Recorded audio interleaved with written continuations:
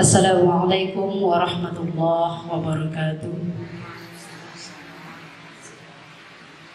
Yang dimuliakan Allah Subhanahu wa Ta'ala, jamaah Al-Khumairah BTN Nandang Baiduri. Innal hamdalillah nahmaduhu wa nasta'inuhu wa nastaghfiruh wa na'udzu billahi min shururi anfusina wa min sayyiati a'malina. Man yahdihillahu fala mudilla lahu wa may yudlil fala hadiya lahu. Asyhadu an la ilaha illallah wa asyhadu anna Muhammadan abduhu wa rasuluhu la nabiyya ba'da. Pertama-tama mari kita panjatkan syukur kehadirat Allah Subhanahu wa Ta'ala yang senantiasa memberikan kita nikmat iman, nikmat Islam, nikmat kesehatan dan kesempatan, sehingga alhamdulillah pada hari ini ibu-ibu kita dapat bersama-sama bertemu dalam rangka kita bersilaturahmi dan dalam rangka kita mengkaji ayat-ayat Allah Subhanahu wa Ta'ala. Jumlah kita yang sedikit pada hari ini mudah-mudahan tidak mengurangi rasa pertama keistiqomahan kita di dalam mengkaji ayat-ayat Allah, kemudian tidak mengurangi rasa keikhlasan kita untuk hadir di tempat yang mulia ini. Kedua kalinya tak lupa kita aturkan salawat dan salam kepada baginda Nabi besar Muhammad sallallahu alaihi wasallam yang insyaallah akan memberikan kita syafaat pada hari kiamat. Oleh karenanya mari kita rajin-rajin berselawat ibu-ibu nggih.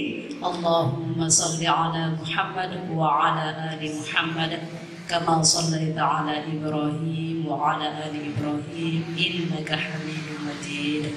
Allahumma shalli ala Muhammad wa ala ali Muhammad kama barakta ala Ibrahim wa ala ali Ibrahim innaka Hamidum Majid. Baik ibu-ibu yang dimuliakan Allah Subhanahu wa Ta'ala, pada hari ini saya ingin menyampaikan satu materi tentang sabar ya, sabar dalam kesenangan dan sabar dalam kesusahan. Jadi dalam Al-Quran sabar itu ada 103 ayat yang diabadikan oleh Allah Subhanahu wa Ta'ala. Mengapa banyak ibu? Karena sabar ini Allah sangat suka. Allah sangat memperhatikan orang-orang yang sabar. Maka salah satu di antara daripada ayat sabar itu adalah dalam surat Al-Baqarah ayat 153 dikatakan wasta'inu bisabri wassalat innallaha ma'as-sabirin. Jadi minta tolonglah kepada Allah Subhanahu wa Ta'ala dengan sabar dan salat, sesungguhnya Allah bersama orang-orang yang sabar. Jadi sabar ini ada 3 bentuknya mungkin. Yang pertama, sabar dalam rangka taat kepada Allah Subhanahu wa Ta'ala. Yang kedua, sabar dalam rangka kita menjauhi maksiat dari Allah Subhanahu wa Ta'ala. Kemudian yang ketiga, sabar dalam rangka kita menghadapi ujian. Jadi ibu-ibu yang dimuliakan Allah Subhanahu wa Ta'ala, jadi sabar di dalam rangka kita taat kepada Allah Subhanahu wa Ta'ala adalah ketika Allah memerintahkan kita untuk melaksanakan ibadah 5 waktu sehari semalam misalnya, lalu kita mampu melaksanakannya dengan ditambah dengan ibadah-ibadah mahdhah dan ibadah-ibadah ghairu mahdhah, maka disitulah letak kesabaran kita atau letak daripada ketaatan kita dalam bentuk kesabaran kita pada Allah Subhanahu wa Ta'ala. Dan ketika Allah Subhanahu wa Ta'ala mengatakan ya ayyuhal muzammil qumil laila illa qalil nisfahu aw inqus minhu qalila aw zid 'alaihi warattilil qur'ana tartila. Jadi ketika Allah Subhanahu wa Ta'ala mengatakan hai orang-orang yang berselimut, bangunlah pada waktu sepertiga malam ya, walaupun hanya sedikit, dan bacalah Al-Quran dengan tartil. Ketika kita mampu bangun di sepertiga malam ibu-ibu, itu adalah waktu yang tidak mudah untuk kita lakukan. Maka ketika kita mampu ibu, disitulah ketaatan kita kepada Allah Subhanahu wa Ta'ala dalam bentuk kesabaran.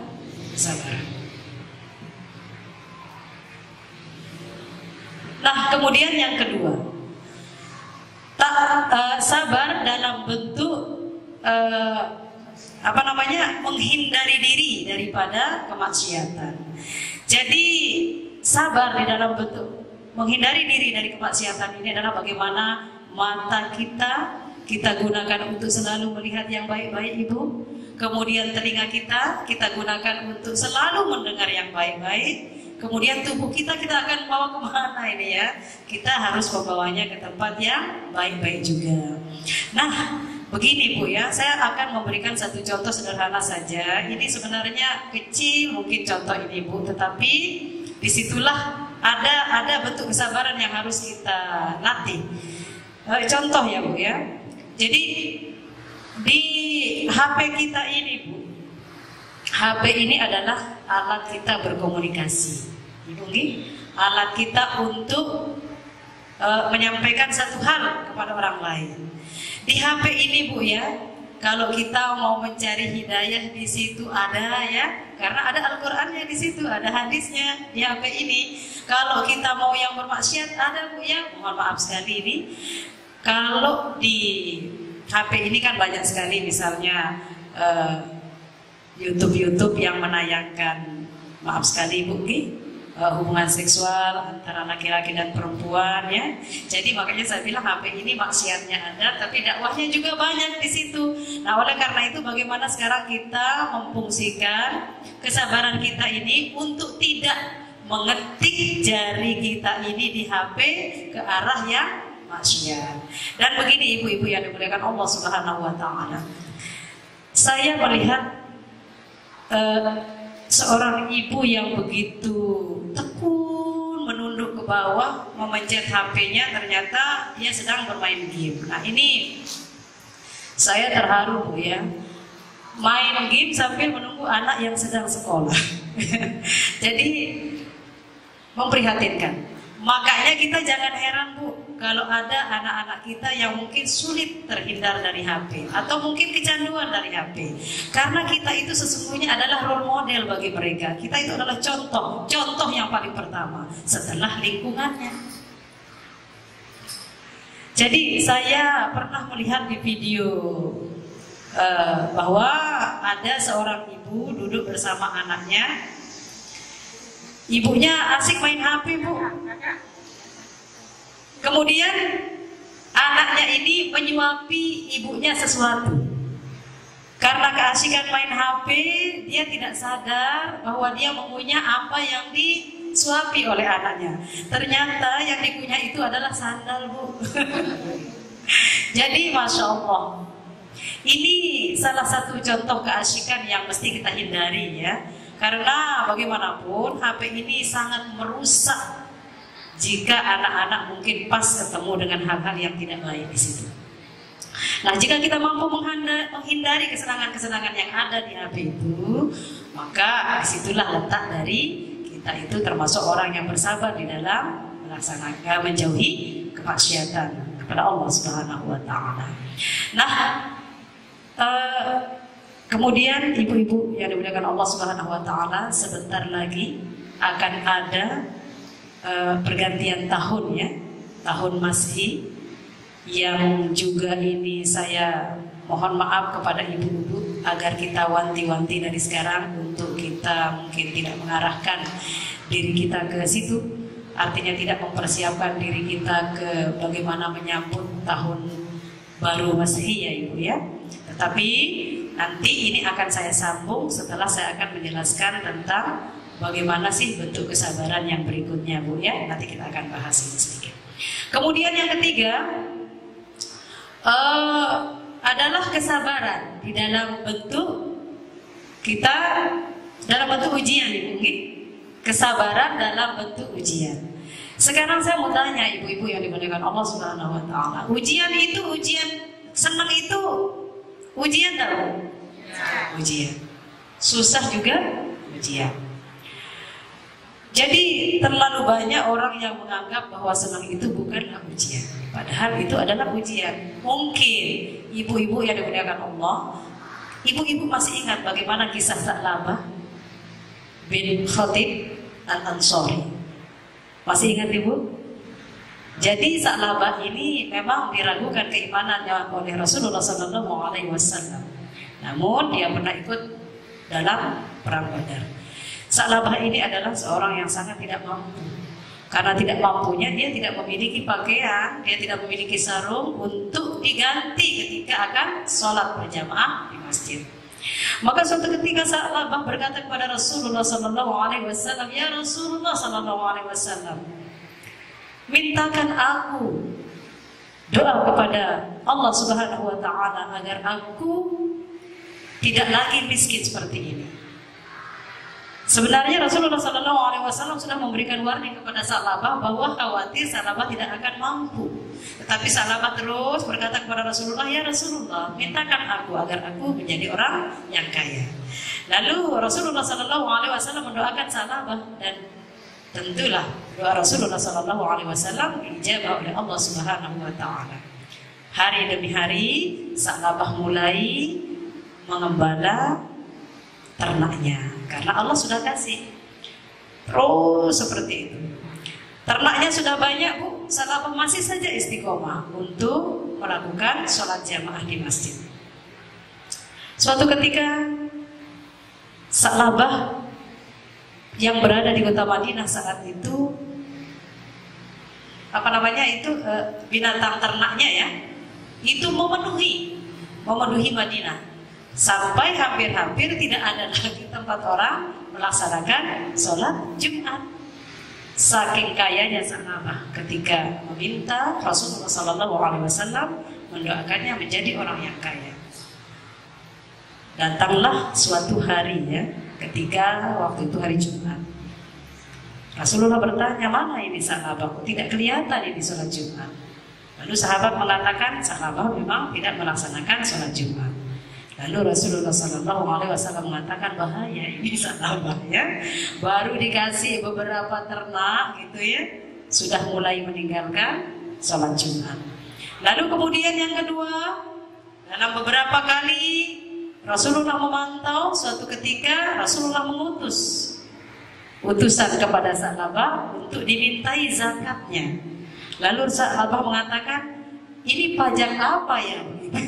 Dia lupa tentang zakat.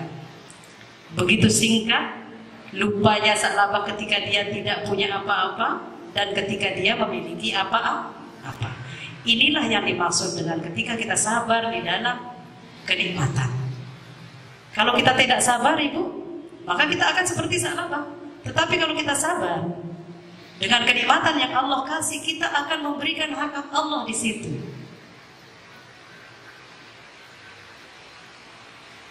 Tapi insya Allah Ibu, kita yang hadir semua di sini adalah orang-orang yang sabar di dalam menerima kenikmatan yang Allah kasih, Bu ya. Kemudian sabar dalam bentuk ketika ujian, ketika dalam keadaan susah. Mungkin masih juga kita ingat kisah Nabi Ayub yang memang tidak boleh kita lupakan ya mungkin, karena kisah Nabi Ayub atau kisah-kisah yang ada dalam Al-Quran adalah referensi untuk kita melakukan hal-hal kebaikan. Jadi ketika Nabi Ayub SAW ini, beliau ini kan orang yang sangat takwa, kemudian orang yang sangat rajin sekali beribadah, orang yang sangat rajin menginfakkan harta yang dia punya, orang yang sangat rajin memperhatikan anak yatim, yang sangat rajin memperhatikan orang miskin. Namun suatu ketika Allah memuji Nabi Ayub dengan kemiskinan. Sudah miskin, sakit pula, parah Bu ya. Jadi dimiskinkan Nabi Ayub alaihissalam oleh Allah Subhanahu Wa Taala dengan meruntuhkan bangunannya, mengambil anak-anaknya. Nabi Ayub itu sakit. Menurut beberapa tafsir, ada yang mengatakan selama 8 tahun dengan sakit kudis. Ada juga yang mengatakan kusta. Kusta ini kan kulitnya sudah mulai runtuh gitu, bungit. Itu yang dialami oleh Nabi Ayub. Tapi ketika Nabi Ayub dibisiki oleh syaitan untuk meminta kesembuhan kepada Allah Subhanahu Wa Taala, Nabi Ayub mengatakan, aku malu kepada Allah Subhanahu Wa Taala karena aku ini sudah diberikan nikmat oleh Allah Subhanahu Wa Taala sebanyak 70 tahun. Maka ketika aku diberi sakit 18 tahun, aku akan minta, ya Allah, aku malu. Itulah yang dilakukan juga oleh istri daripada Nabi Ayub. Dengan jawaban yang sama, Nabi Ayub tetap mempertahankan dirinya dalam keadaan sakit untuk tetap beribadah pada Allah Subhanahu wa taala. Tetap bertakwa pada Allah. Kemudian setelah Nabi Ayub ini lama sekali sakit, lalu istrinya tidak kuat untuk melayani Nabi Ayub, lalu istrinya meninggalkannya dengan meminta orang lain untuk memeliharanya. Luar biasa cobaan Nabi Ayub, ibu-ibu. Kira-kira melihat apa yang dirasakan oleh Nabi Ayub, kita mampu tak? Tidak, Bu ya. Tetapi kan Allah sudah bilang, la yukallifullahu nafsan illa wus'aha laha ma kasabat wa 'alaiha ma kasabat. Allah tidak akan memberikan ujian kepada orang yang tidak mampu menerima ujian itu. Jadi Allah itu proporsional kalau ngasih ujian, Bu ya, sesuai dengan kemampuan hambanya. Tetapi Allah Subhanahu wa taala dalam surat Al-Anbiya mengatakan, setelah Nabi Ayub mengatakan kepada Allah, "Ya Allah, Engkau beri aku sakit yang sakit sekali, maka Engkau Maha Pengasih, Engkau Maha Penyayang."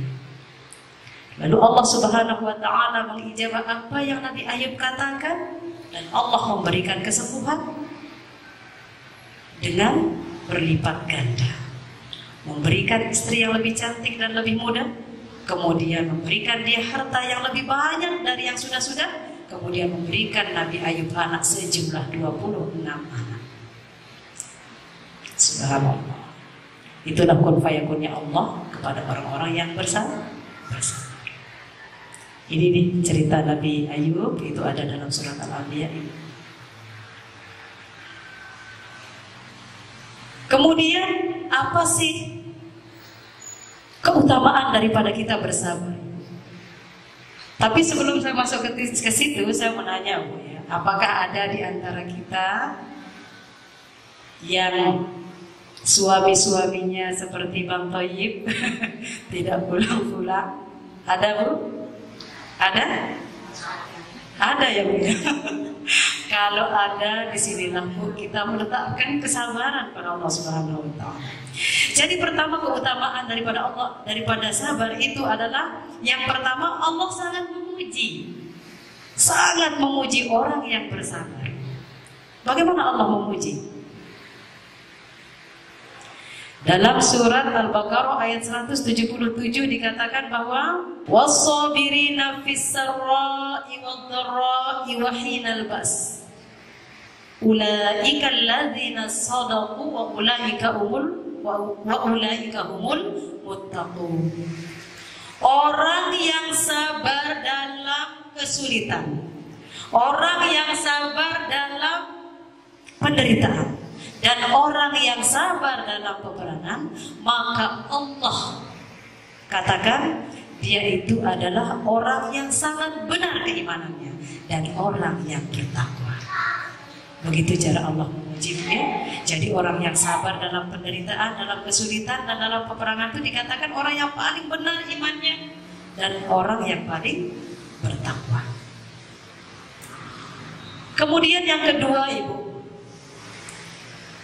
apa sih keutamaan kita bersabar, Bu? Jadi keutamaan kita bersabar, Allah katakan wasbiru innallaha ma'as-sabirin. Bersabarlah karena Allah bersama orang-orang yang sabar. Jadi yang kedua keutamaannya ini adalah Allah selalu ingin membersamai kita. Allah selalu ingin merangkul kita.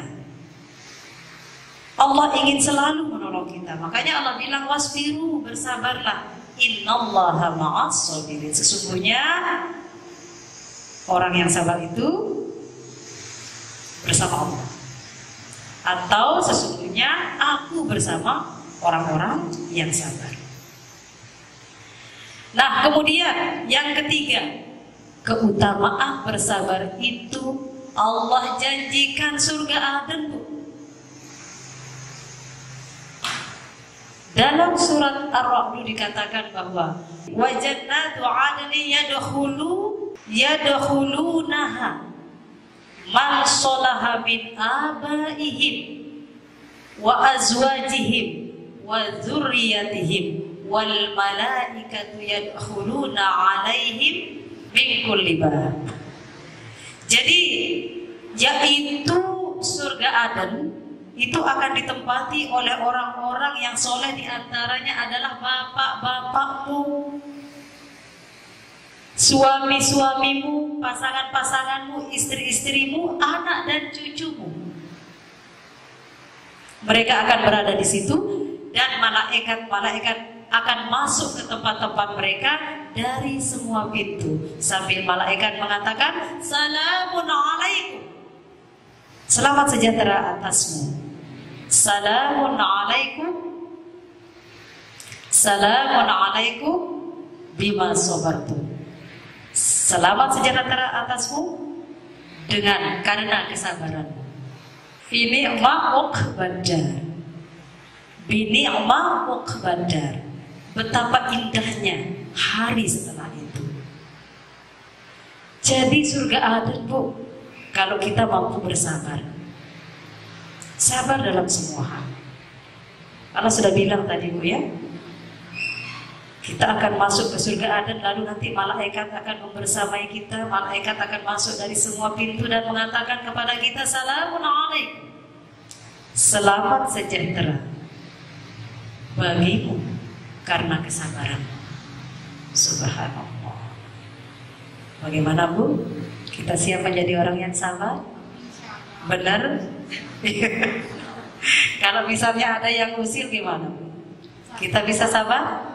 Sabar aja. Karena kalau kita mau kehilangan surga, kita lawan aja. Kalau kita tidak mau kehilangan surga, sabar aja. Nah, saya kembali ke tadi, Bu, ya, kemana tubuh kita akan melangkah. Karena sebentar lagi akan ada tahun baru Masehi, ya. Jadi Bunda Rina kemarin bilang, coba disinggung sedikit masalah bagaimana kita evaluasi diri di akhir tahun. Mohon maaf Bunda Rina dan Ibu kita semua yang hadir pada kesempatan ini, bahwa saya kurang setuju kalau kita harus mengevaluasi diri di akhir tahun Masehi. Karena sesungguhnya kita sudah punya tahun, Ibu, ya. Apa tahun kita, Ibu? Muharram, Safar, Rabiul Awal, Rabiul Akhir, Jumadil Awal, Jumadil Akhir, Rajab, Sya'ban, Ramadan, Syawal. Dan sekarang kita sedang berada pada Jumadil Ula. Tanggal berapa, Ibu? Tanggal 2. Saya sebelum apa sih? Boleh saya singgung sedikit tentang tahun baru, Ibu, karena ini termasuk daripada kesabaran kita untuk tidak melakukan maksiat pada Allah Subhanahu wa Ta'ala. Jadi sebelum saya menyampaikan hukum daripada tahun baru ini, saya ingin menceritakan sedikit sejarahnya, Bu. Boleh? Jadi tahun baru ini kan kita tidak tahu asal usulnya, siapa yang membuat, siapa yang mengadakan. Tapi ternyata tahun baru ini adalah acara yang didedikasikan oleh orang-orang Romawi kepada Dewa Janus. Makanya Januari itu adalah sesungguhnya filosofi dari Dewa Janus. Dewa Janus itu adalah dewa yang bermuka dua. Di depan ada mukanya, di belakang ada mukanya, ya. Jadi filosofi dari muka dua ini adalah muka yang di belakang itu adalah masa lalu dan muka yang di depan adalah masa depan. Itulah yang dikatakan sebagai tahun baru, Ibu, yang sering dirayakan, bahkan banyak dirayakan oleh teman-teman kita yang muslim. Kita banyak istighfar, Bu, ya, bahwa sesungguhnya tahun baru ini adalah tahun yang diadakan oleh orang-orang Romawi dalam rangka mendedikasikan Dewa Janus. Lalu apa simbol dari tahun baru, Ibu? Apa simbol dari tahun baru?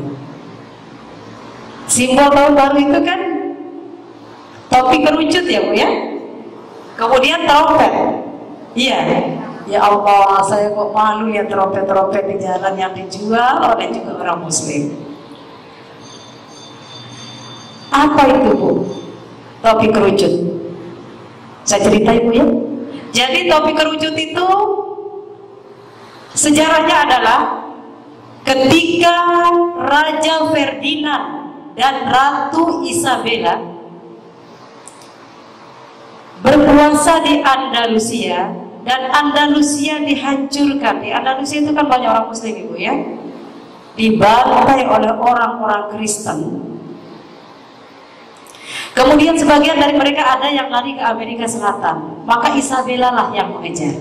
Kemudian ketika mereka kembali ke Andalusia, orang-orang yang dikejar oleh Isabella ini, mereka inilah yang dipaksa untuk masuk ke dalam agama Kristen, dipaksa murtad dan murtad. Lalu bagaimana membedakan antara yang sudah murtad dengan yang belum Ibu? Maka diberikanlah topi kerucut ini oleh orang Kristen Ortodoks dengan dilengkapi rompi, baju rompi. Kita nggak tahu ya Bu ya, kita tidak tahu tapi kita lakukan. Nah sekarang apa kita masih tega pakai topi kerucut Ibu? Di acara tahun baru.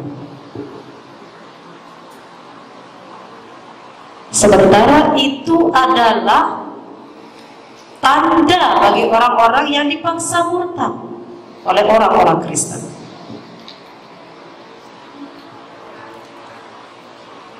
Lalu setelah itu,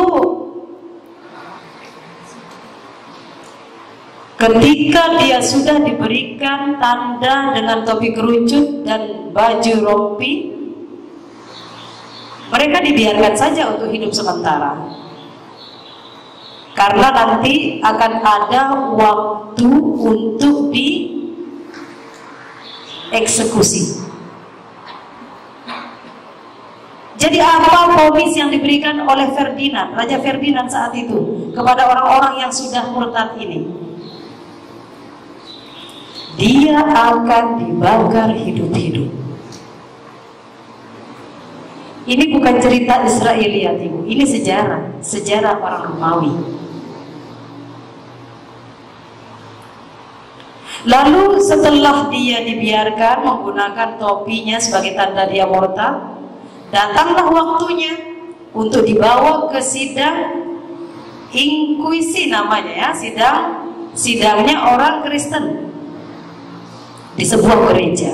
Di sana mereka dikumpulkan. Lalu dikatakan kepada mereka, dulu kamu meninggalkan agamamu untuk agamaku, dan sekarang bagaimana aku bisa yakin agar kamu tetap yakin kepada agamamu? Lalu mereka dibakar hidup-hidup. Karena memang itulah vonis mereka. Murtad iya, dibakar iya.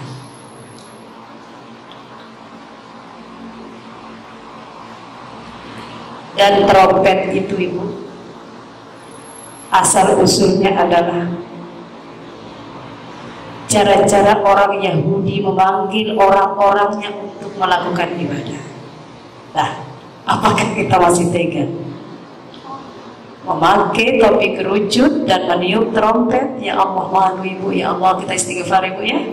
Astagfirullahaladzim. Tolong sampaikan kepada anak-anak kita yang masih muda, yang masih remaja, untuk tidak lagi.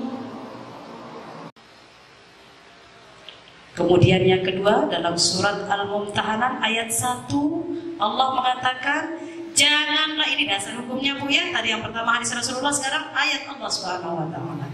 Janganlah kamu mengambil musuh-musuhku dan musuh-musuhmu untuk menjadi sahabat, yang kemudian kamu membuka rahasia kepadanya, padahal mereka adalah orang-orang yang mengingkari kebenaran dariku. Surat Al-Mumtahanah ayat 1. Jangan ambil musuh-musuhku, kata Allah. Musuh-musuh Allah itu siapa Bu? Orang-orang kafir. Musuh kita siapa Bu? Orang kafir juga. Jangan ambil, kata Allah. Itulah dasar hukumnya yang kedua. Kemudian yang ketiga, suatu ketika Rasulullah SAW datang ke Madinah. Rasulullah melihat orang yang ada di Madinah itu merayakan yang namanya Nairus dan apa namanya? Ada 2 hari raya itu ya, yang dirayakan oleh orang-orang kafir saat itu. Lalu Rasulullah SAW menggantikan hari raya itu dengan Idul Adha dan Idul Fitri.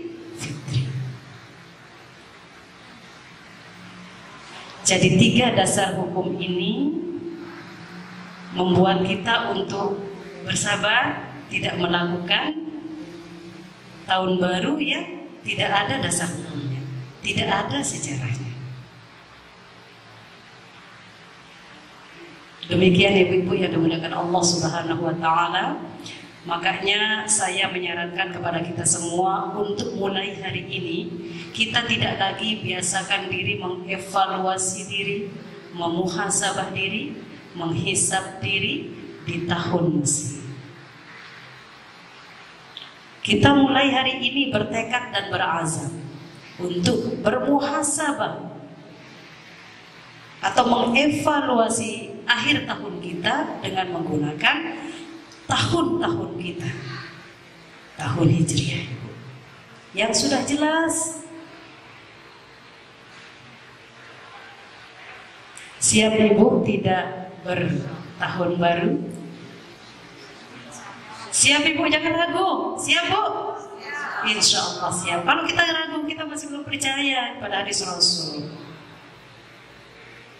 Makanya kita bayangin bu ya, kerucut itu, ya Allah, kerucut ini yang memaksa orang murtad. Filosofi kerucut itu adalah filosofi orang kafir yang memurtadkan orang-orang muslim.